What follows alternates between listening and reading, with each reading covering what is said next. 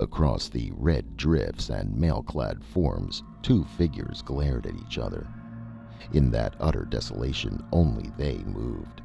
The frosty sky was over them, the white illimitable plain around them, the dead men at their feet. Slowly through the corpses they came, as ghosts might come to a tryst through the shambles of a dead world. In the brooding silence, they stood face to face.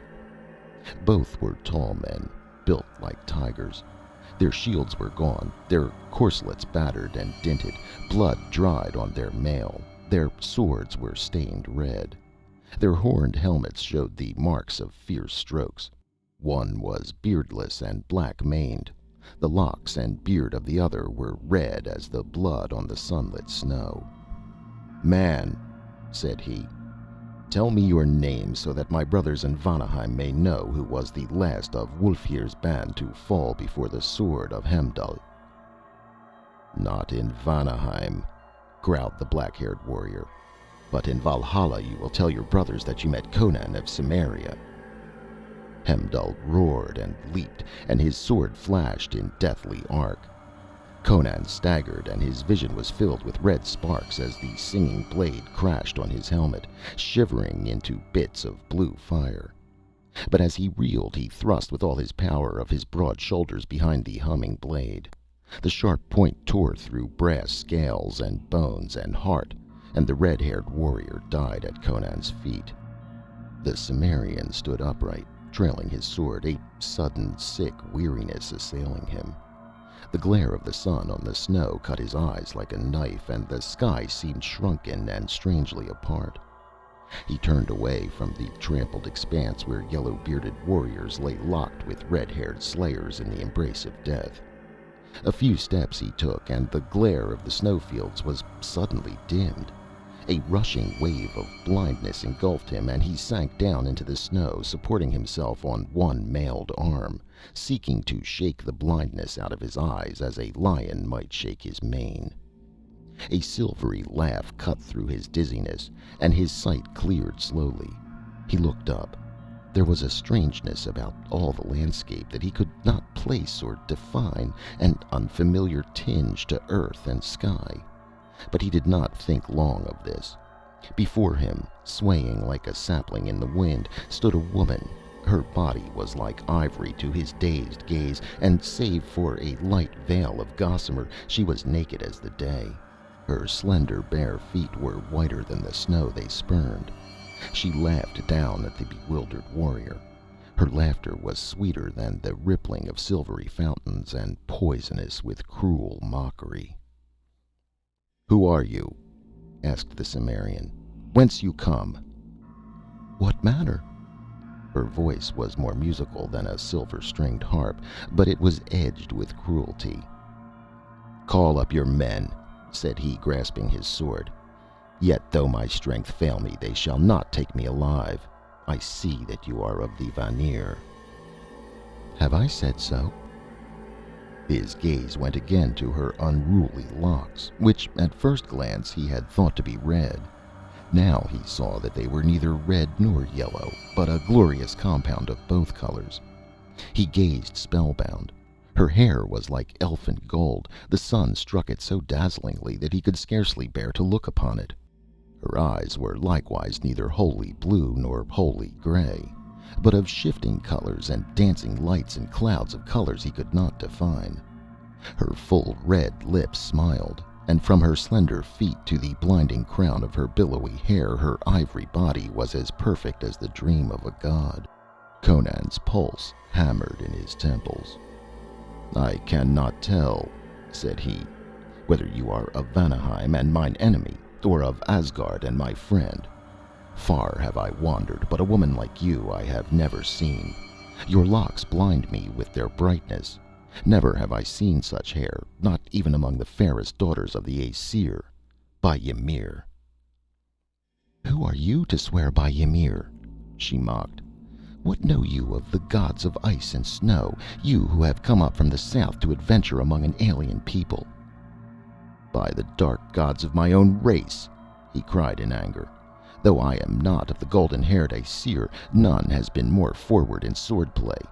This day I have seen 80 men fall, and I alone have survived the field where Wulfhere's reavers met the wolves of Bragi. Tell me, woman, have you seen the flash of mail out across the snow plains, or seen armed men moving upon the ice? I have seen the hoarfrost glittering in the sun, she answered. I have heard the wind whispering across the everlasting snows. He shook his head with a sigh. Niord should have come up with us before the battle joined. I fear he and his fighting men have been ambushed. Wulfhere and his warriors lie dead. I had thought there was no village within many leagues of this spot, for the war carried us far, but you cannot have come a great distance over these snows, naked as you are. Lead me to your tribe if you are of Asgard, for I am faint with blows and the weariness of strife. My village is further than you can walk, Conan of Cimmeria, she laughed. Spreading her arms wide, she swayed before him, her golden head lolling sensuously, her scintillant eyes half shadowed beneath their long silken lashes. Am I not beautiful, O man? Like dawn running naked on the snows, he muttered, his eyes burning like those of a wolf. Then why do you not rise and follow me? Who is the strong warrior who falls down before me?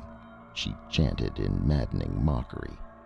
Lie down and die in the snow with the other fools. Conan of the black hair, you cannot follow where I would lead. With an oath the Cimmerian heaved himself up on his feet, his blue eyes blazing, his dark, scarred face contorted. Rage shook his soul, but desire for the taunting figure before him hammered at his temples and drove his wild blood fiercely through his veins. Passion fierce as physical agony flooded his whole being, so that earth and sky swam red to his dizzy gaze.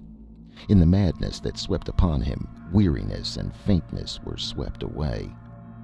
He spoke no word as he drove at her, fingers spread to grip her soft flesh. With a shriek of laughter she leaped back and ran, laughing at him over her white shoulder. With a low growl Conan followed. He had forgotten the fight, forgotten the mailed warriors who lay in their blood, forgotten Niord and the reavers who had failed to reach the fight. He had thought only for the slender white shape which seemed to float rather than run before him. Out across the white blinding plain the chase led. The trampled red field fell out of sight behind him, but still Conan kept on with the silent tenacity of his race. His mailed feet broke through the frozen crust. He sank deep in the drifts and forged through them by sheer strength. But the girl danced across the snow light as a feather floating across a pool. Her naked feet barely left their imprint on the hoarfrost that overlaid the crust. In spite of the fire in his veins, the cold bit through Warrior's mail and fur-lined tunic, but the girl in her gossamer veil ran as lightly, as gaily as if she danced through the palm and rose gardens of Poitain. On and on she led, and Conan followed. Black curses drooled through the Cimmerian's parched lips. The great veins in his temples swelled and throbbed, and his teeth gnashed. You cannot escape me, he roared. Lead me into a trap, and I'll pile the heads of your kinsmen at your feet. Hide from me, and I'll tear apart the mountains to find you. I'll follow you to hell. Her maddening laughter floated back to him, and foam flew from the barbarian's lips. Further and further into the wastes she led him. The land changed. The wide plains gave way to low hills marching upward in broken ranges. Far to the north he caught a glimpse of towering mountains, blue with the distance, or white with the eternal snows. Above these mountains shone the flaring rays of the Borealis. They spread fanwise into the sky, frosty blades of cold, flaming light, changing in color, growing and brightening. Above him the skies glowed and crackled with strange lights and gleams. The snow shone weirdly, now frosty blue, now icy crimson, now cold silver. Through a shimmering icy realm of enchantment Conan plunged doggedly onward in a crystalline maze where the only reality was the white body dancing across the glittering snow beyond his reach, ever beyond his reach. He did not wonder at the strangeness of it all, not even when two gigantic figures rose up to bar his way. The scales of their mail were white with hoarfrost, their helmets and their axes were covered with ice. Snow sprinkled their locks. In their beards were spikes of icicles. Their eyes were cold as the lights that streamed above them. "Brothers!" cried the girl, dancing between them. "Look who follows! I have brought you a man to slay. Take his heart that we may lay it smoking on our father's board."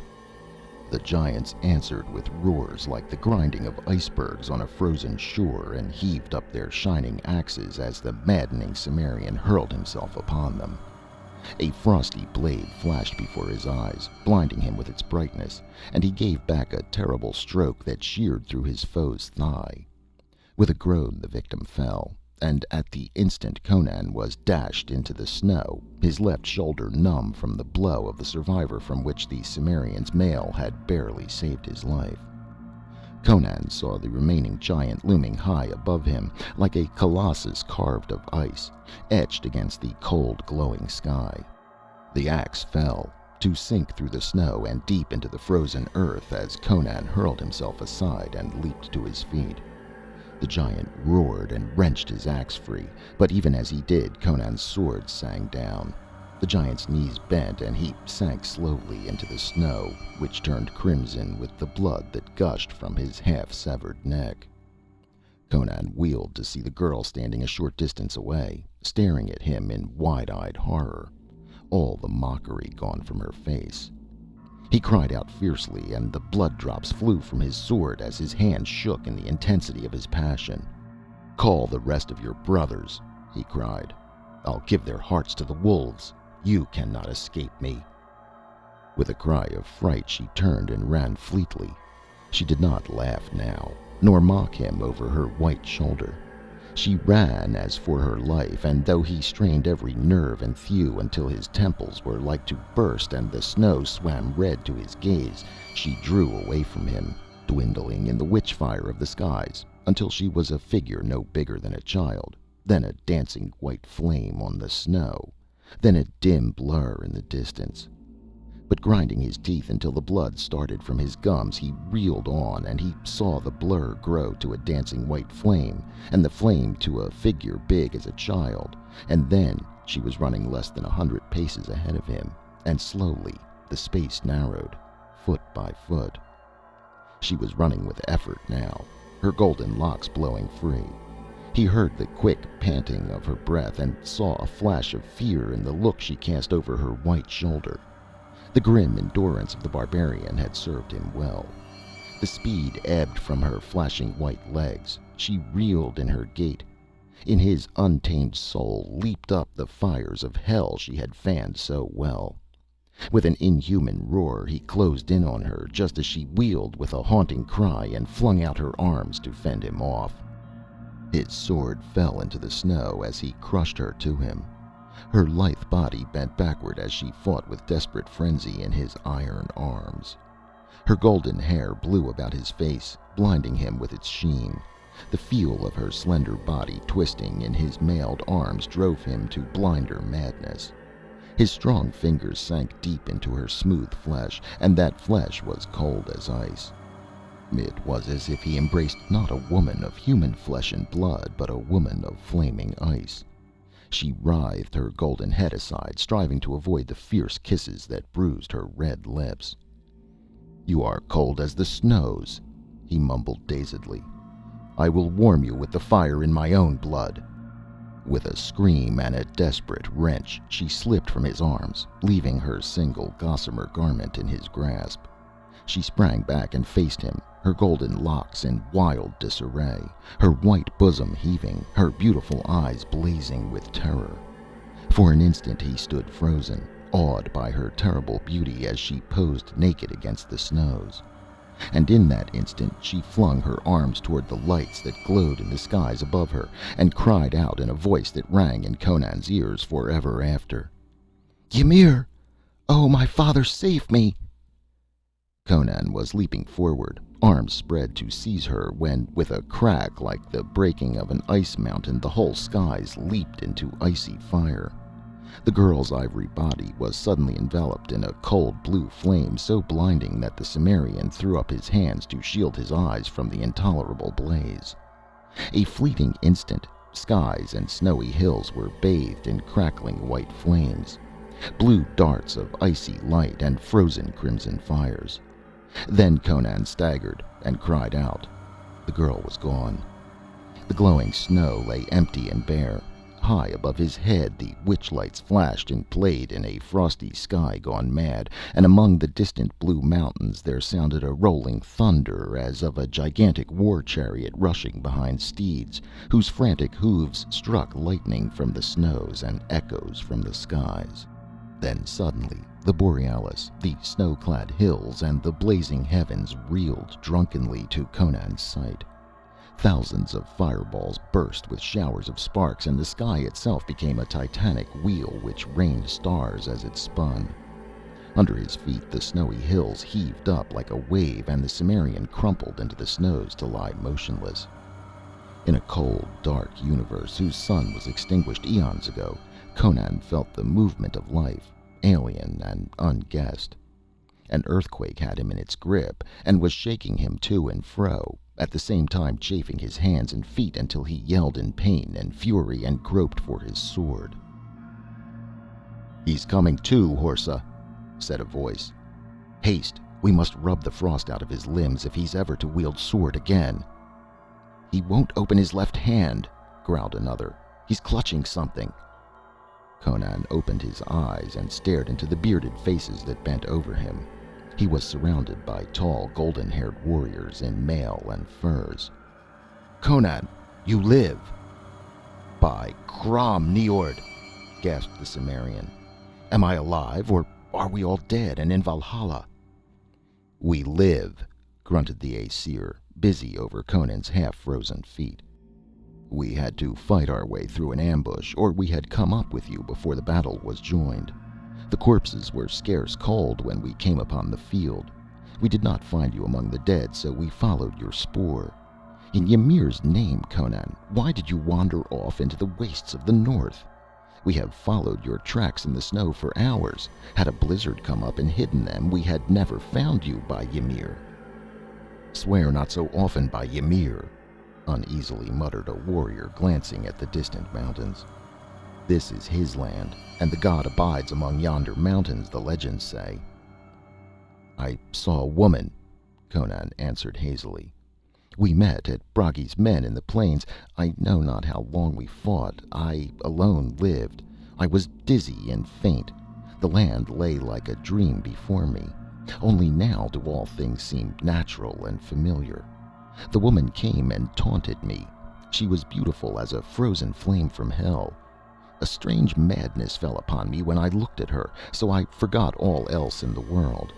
I followed her. Did you not find her tracks, or the giants in icy mail I slew?" Niord shook his head. "We found only your tracks in the snow, Conan." "Then it may be I am mad," said Conan dazedly. "Yet you yourself are no more real to me than was the golden-locked witch who fled naked across the snows before me. Yet from under my very hands she vanished in icy flame." "He is delirious," whispered a warrior. "Not so," cried an older man, whose eyes were wild and weird. "It was Atali, the daughter of Ymir, the frost giant. To fields of the dead she comes, and shows herself to the dying. Myself, when a boy, I saw her, when I lay half slain on the bloody field of Wulfraven. I saw her walk among the dead in the snows, her naked body gleaming like ivory, and her golden hair unbearably bright in the moonlight. I lay and howled like a dying dog because I could not crawl after her. She lures men from stricken fields into the wastelands to be slain by her brothers, the ice giants, who lay men's red hearts smoking on Ymir's board. The Cimmerian has seen Atali, the frost giant's daughter." "Bah!" grunted Horsa. Old Grom's mind was touched in his youth by a sword cut to the head. Conan was delirious from the fury of battle. Look how his helmet is dinted. Any of these blows might have addled his brain. It was an hallucination he followed into the wastes. He is from the south. What does he know of Atali?" You speak truth, perhaps, muttered Conan. It was all strange and weird by Crom. He broke off, glaring at the object that still dangled from his clenched left fist. The others gaped silently at the veil he held up, a wisp of gossamer that was never spun by human distaff.